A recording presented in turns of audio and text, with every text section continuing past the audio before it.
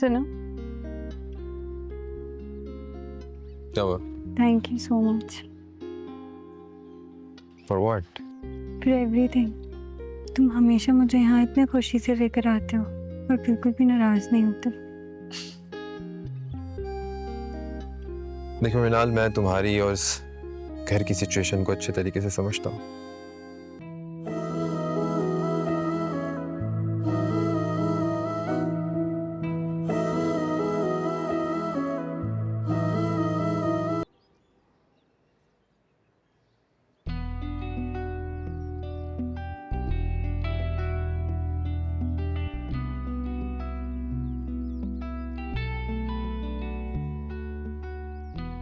सलाम छोटी बीबी। वालेकुम अस्सलाम। बारी कहाँ पर है? प्लीज उसे बुला दें। जी वो तो किसी काम से निकले हुए हैं। पर वो तो कह रहा था कॉल पे कि वो घर पे ही होगा। वो हो सकता है किसी काम से चला गया हो बाहर। चाय कॉफी ठंडा?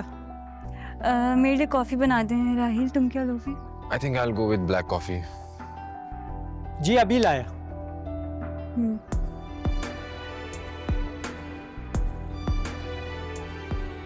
घर में कितनी खामोशी हो गई है ना। इसी वजह से कह रहा हूँ कि बारिश से कहो कि शादी कर ले। घर में किसी औरत का होना बहुत जरूरी है। पर बारी अभी शादी के लिए बिल्कुल भी तैयार नहीं है। अरे तो तुम मनाओ ना उसको, तुम्हारी बात कभी रद्द नहीं करेगा वो। कॉफी आ गई। जी थैंक यू। बेगम साहब, आपके आने से तो रौनक सी हो गई है। जब से आपकी शादी हुई है घर में सन्नाटा सा हो गया है। शादी से पहले भी मैं कौन सा सारा दिन घर में रहती थी। आप जब थी तो मिलने वाले भी आते थे और अब तो कोई भी नहीं आता। बारी साहब तो उदास से हो गए हैं, बात ही नहीं करते। ऑफिस से आने के बाद कमरे में बंद हो जाते हैं।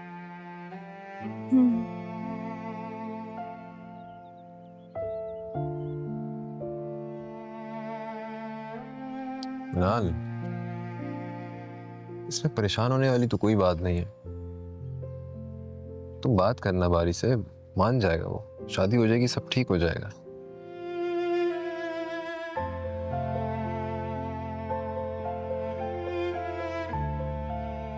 मॉम को इतनी जल्दी नहीं जाना चाहिए था। देखो, उनकी इतनी ही जिंदगी लिखी थी।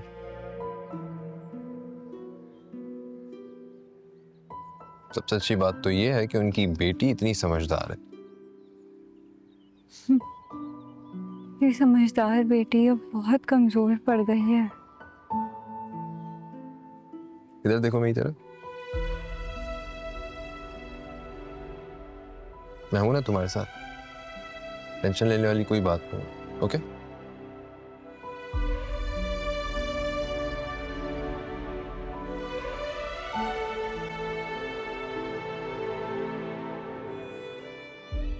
कॉफी पियो, ठंडी हो रही है।